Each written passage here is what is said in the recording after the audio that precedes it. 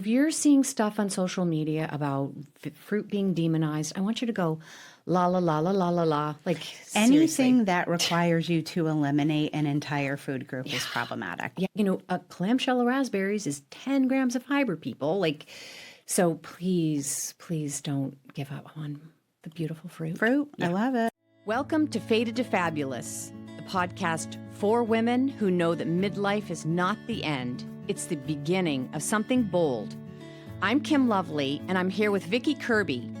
We're here to talk to you about health, hormones, confidence, and joy. Midlife isn't about fading away.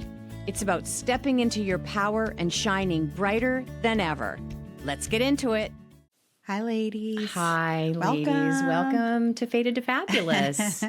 You're going to get an excellent podcast today because this is something that we get asked about on repeat all the time, and it's about the difficulty of just deciding what to eat, getting all your protein, doing the things, and Kim Lovely is amazing at this part.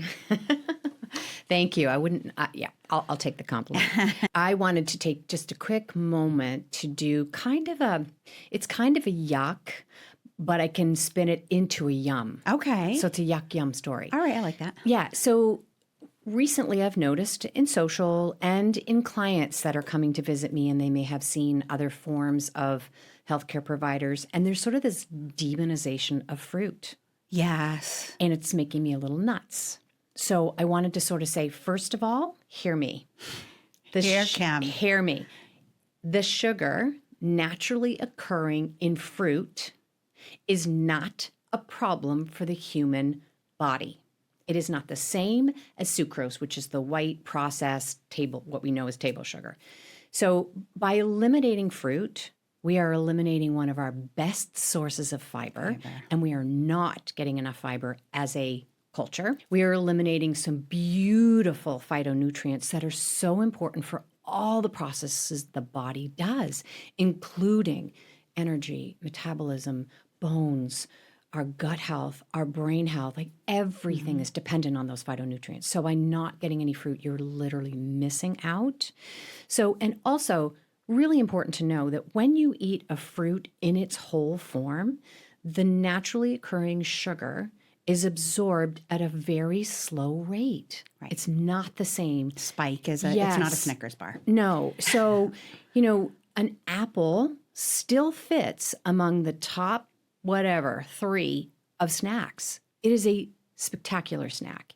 It's high in fiber. It's naturally alerting. So at the end of the day, if you're feeling groggy, if you're getting in the car to drive home, an apple is an amazing thing. In general, we eat apples more slowly. You can't just scarf an apple. There's too much skin to chew.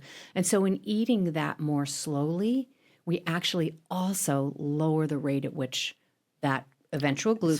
Spikes your glucose. Yes. Yep. So if you're seeing stuff on social media about fruit being demonized, I want you to go la la la la la la la. Like Anything seriously. that requires you to eliminate an entire food group is problematic, which we know. Yeah. So anyways, that is a yuck. So that's the yuck. And the yum is an apple. And the yum is like, a clamshell of raspberries is 10 grams of fiber, people. So please don't give up on the beautiful fruit. I love it. So that's it. Our topic is, and yes, I get asked this a lot. And so I thought we'd approach it from sort of the practical perspective of why it's helpful to meal plan. What are the things that typically get in the way or make it arduous or whatever? And what are some simple strategies that you can apply to make food planning not just another chore? Right. So, all right. Talk about why it's so important. And you are the person to talk about why it's so important. I think you've shared this, please. Yeah.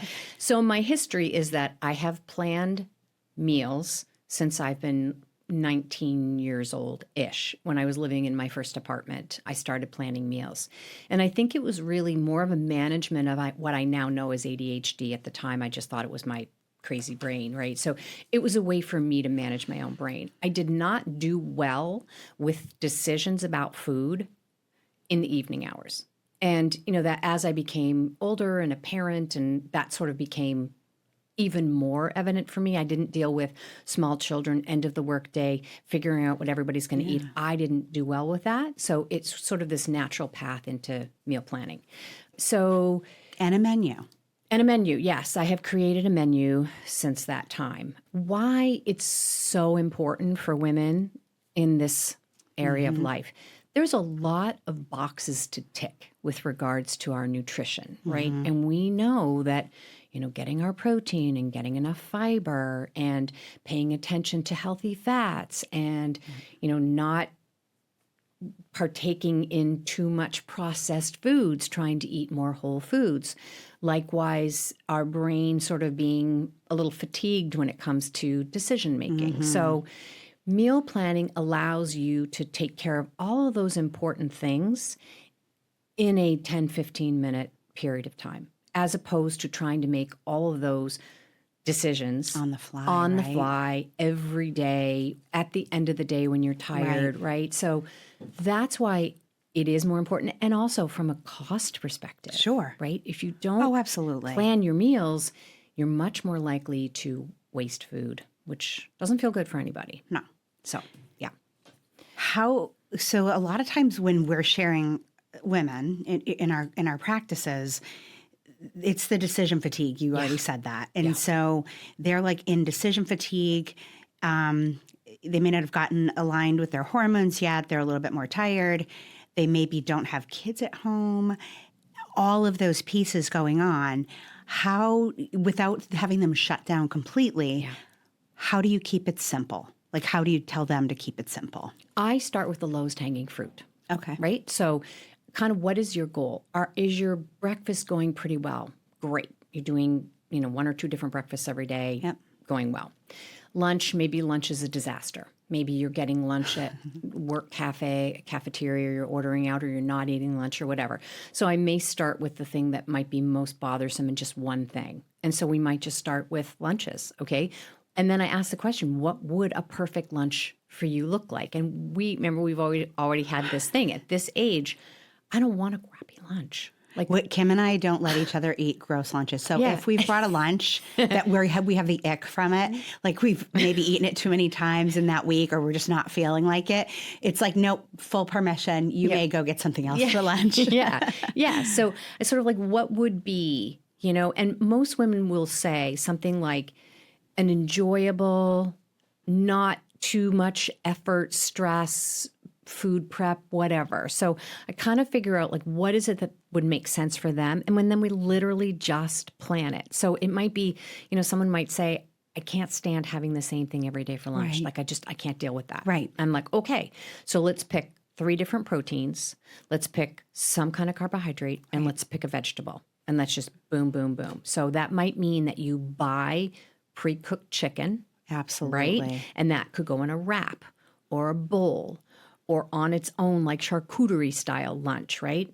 Do you like eggs? Could we do some boiled eggs where one lunch you have some boiled eggs? Do you like tuna? If you don't want to do the canned tuna thing, those little packets can be really good. So I look at, so we're going to look at the protein first. Let's figure out the protein. We need something that has a little bit of carbohydrate in it and preferably a high fiber carbohydrate. Sure. What might that be? Well, I don't really feel like having grains or whatever. Great. Let's get a wrap. Let's do a One Mighty Meal wrap. Here's where you get it. Here's your fruit. Easy peasy, right? And let's add a fruit.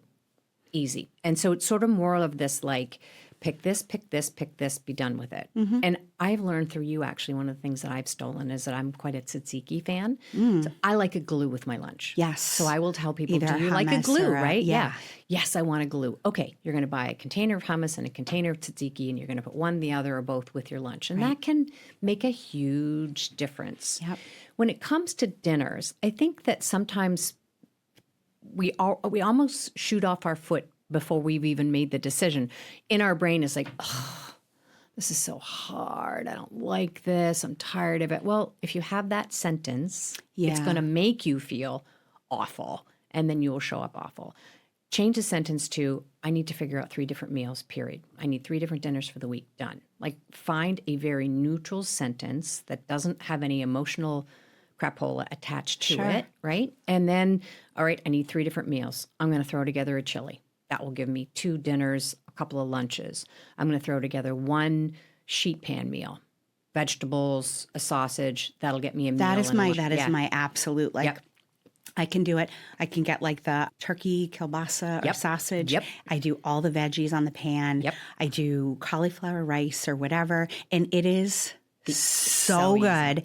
And I don't get sick of it. And then I have multiple meals. And you have to figure out who you are. You said that earlier. I can eat that all week long. Yep. Not everybody can do that. Yep. So if you know that about yourself, then you're going to have to be a little bit more. But, you know, if you know that you don't want to eat it on repeat, what if you make that big one sheet pan meal and you freeze some servings and do that? So once a week, you're creating this big sheet pan meal of different things that you like and putting little, single Containers. servings aside. Yeah. The other thing, too, is you can flip-flop the leftovers. So I knew my week was going to be kind of busy. So I made a big pot of your buffalo chicken chili, which I love. So good. So we good. need to post that somewhere for everybody. We'll make that one Yeah. and do it. It's great. So I made a big pot of that on Sunday for Monday. And then I also made, it's a orzo, chicken pieces, tomatoes, peppers, really easy. It goes into the oven and it cooks itself basically Love after you brown the chicken. So rather than having them all together, right, or one right after the other, we had the chili on Monday night, the chicken on Tuesday night, and tonight you can choose. You can have chili or chicken. So it kind of like breaks up the sort of monotony of what you're eating. If you're somebody who needs that variety, you're not going to be bored, which is great.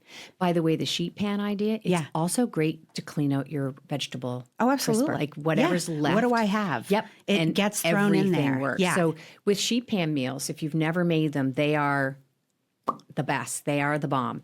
If you're doing root vegetables, they all cook at the same time. So carrots, squash, sweet potatoes, beets, not summer squash, but like winter squashes. They all take a little bit longer. So you can start those. Yeah. And then you can toss on peppers, mushrooms, summer squash, zucchini, some tomatoes.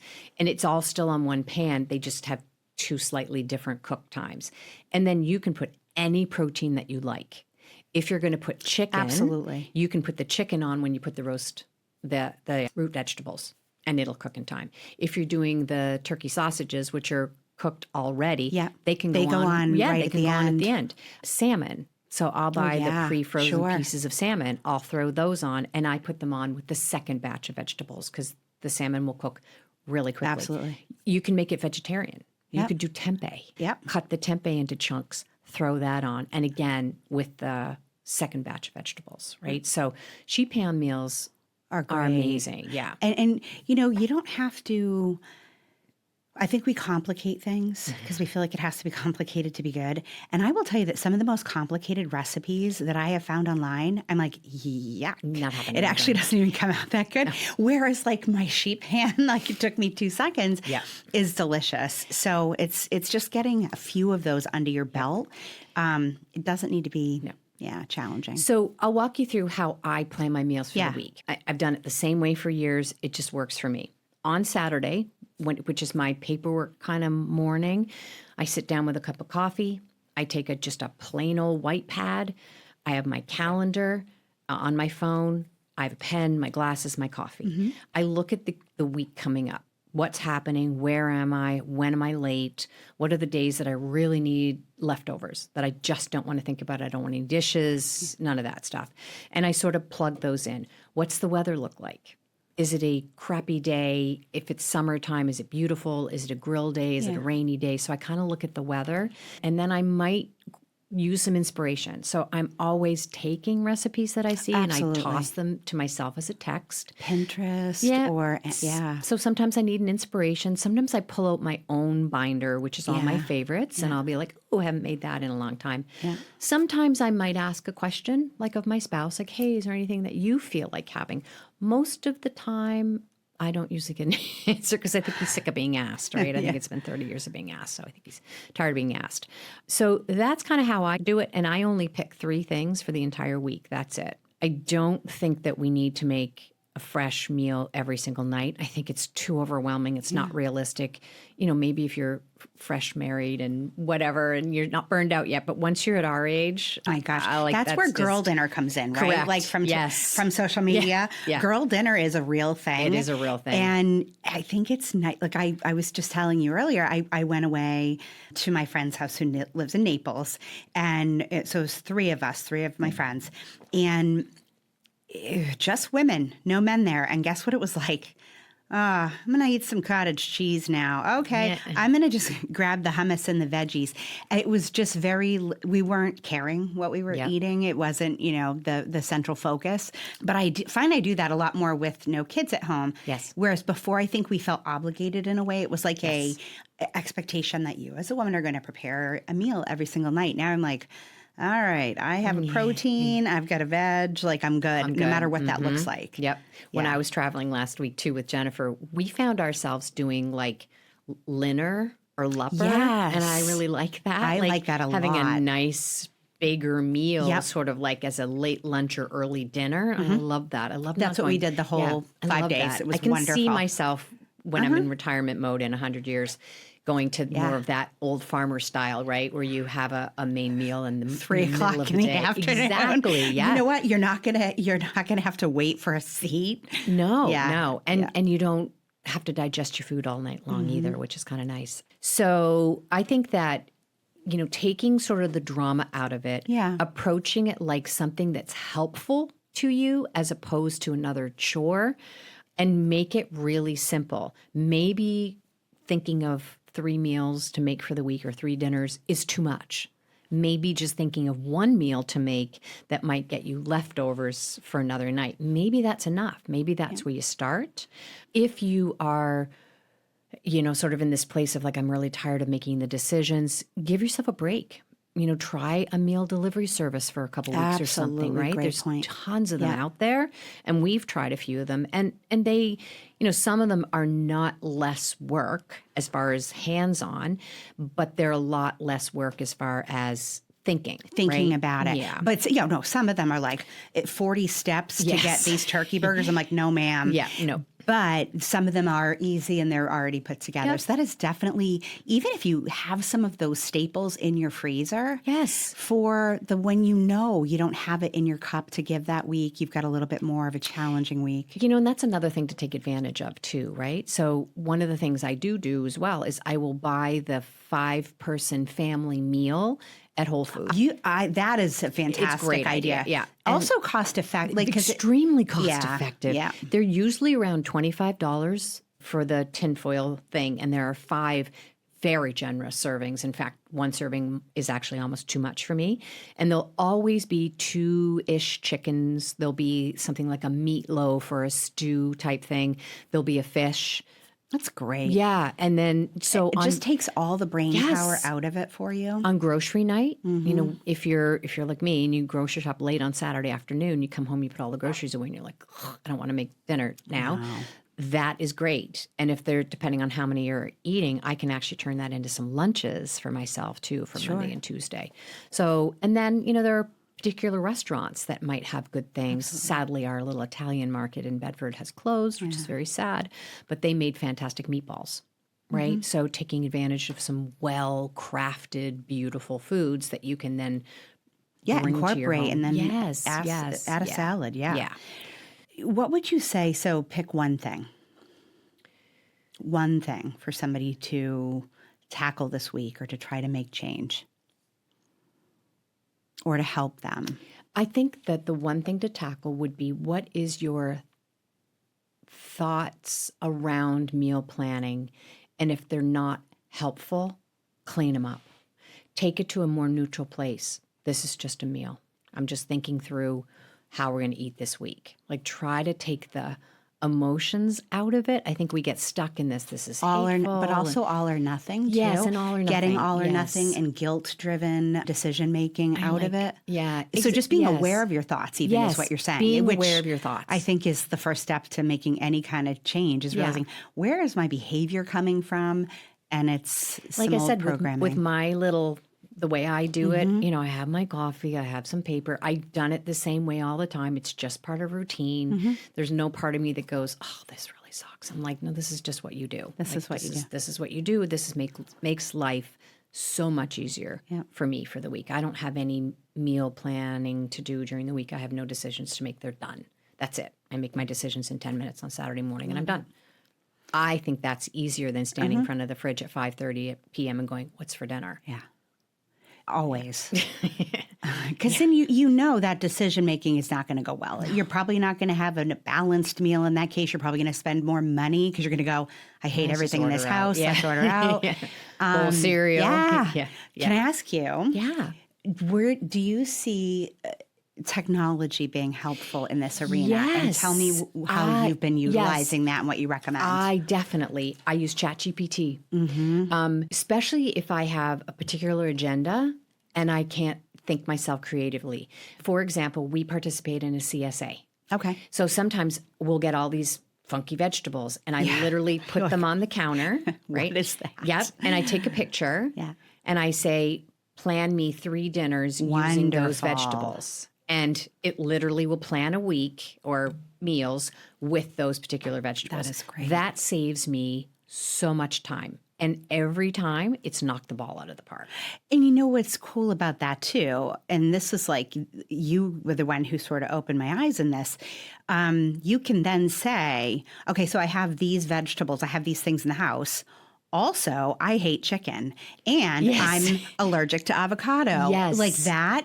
And I'm trying to get 30 grams of protein with each meal and also get 25 grams of fiber during the day in this kind of calorie range. So it can be really specific. I'll tell you a funny thing I did. I did it at a friend's house. We were talking about using ChatGPT to make menus. And I said, you can literally take a picture of the inside of your fridge and it'll give you menus, like meal suggestions. And she was like, no way. And I'm like, and I opened up her fridge, took a picture and did it. It was wild, right? So it's kind of scary. It is. Even though AI scares me, it's also like, I think things like that it can be really helpful. It can be really helpful. When I've done that, then I've also said, give me the prep plan. Yeah. Right. And the menu and what I need to get at the grocery store. Exactly. The grocery list. Yeah. Which of these things could I turn into a lunch for myself? So you could really take advantage of that. Really dive in. You can. Yeah. It's fun. I'm for good or bad, I do use ChatGPT. You're very cozy with ChatGPT. I am. I love it. She gets me out of trouble, man. Kim just calls her Chat.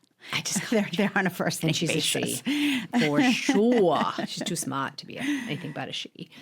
So thank you for you're very welcome. Because this is like I turf to you all the time on this because it really is an area that I think women get stuck, and it is really important. And the whole really take home here too.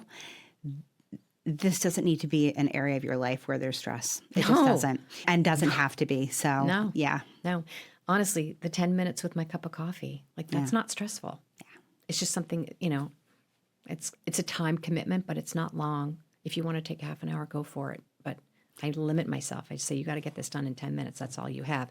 And I do that because it forces me to not be like, well, I could do this, but I could do that. Yeah, because then you're going to spend an hour doing it and might, I also think that we need more of some of what we've done in the past. Yes. If you work with other people and they also are like, I'm so sick of figuring out food. And they don't have like cats that are like licking like their kitchen utensils. That may be somebody that you say, hey, I'm making this buffalo chili on Tuesday. I will bring us lunch on Wednesday. And then you're making the sheet pan. Can you, bring us each a serving on Thursday? Do that. We need to get back to that. We were better about that. Yeah. And I really enjoy that. Because I loved your food. I love your food too. Yeah. Yeah. So take advantage of friends. Yeah. And share the love. Yeah, we need to help each other out as women. Yeah. Okay, we are going to try something new. We are going to attach a link to finding a tool. It will lead you to a tool that will help with meal planning, very simple meal planning tool, and anybody is welcome to it. If you feel that's an opportunity for you to give back to this community, use it as an opportunity to donate to Beta to Fabulous's production cost. We have said before that Vicki and I are self-funded. We receive no monetary help for any of this, but we would like to sort of recognize that and give people an opportunity to sort of say, you know what, this is worth $5 for me, for them to keep doing this. Yeah. So we have no sponsors, although I'm pretty sure Good Culture is going to reach out to us. And one might for our promotion of their cottage cheese. And if anybody has any links at One Mighty Mill, please share them because I recommend that product all the time, and I've reached out and I haven't gotten anywhere. So yes, we would love to be able to continue to provide our content. We don't want to get into the ads and commercials and stuff. It's just not us. But we would love to be able to give people an opportunity to donate should they feel that that's something that's worthy for them. All right. Thank you, ladies. Thank you, ladies. We look forward to seeing you soon. Bye. Bye. Thanks for spending time with Vicki and I today on Fated to Fabulous, where midlife is just the beginning of your boldest chapter yet. If you got something out of today's episode, we'd love it if you'd share it with a friend and leave a review. Hit subscribe so you never miss an episode. And if you're looking for more support, inspiration, or sisterhood, come join us at fatedtofabulous.biz, because you were never meant to do midlife alone. Until next time, stay fabulous.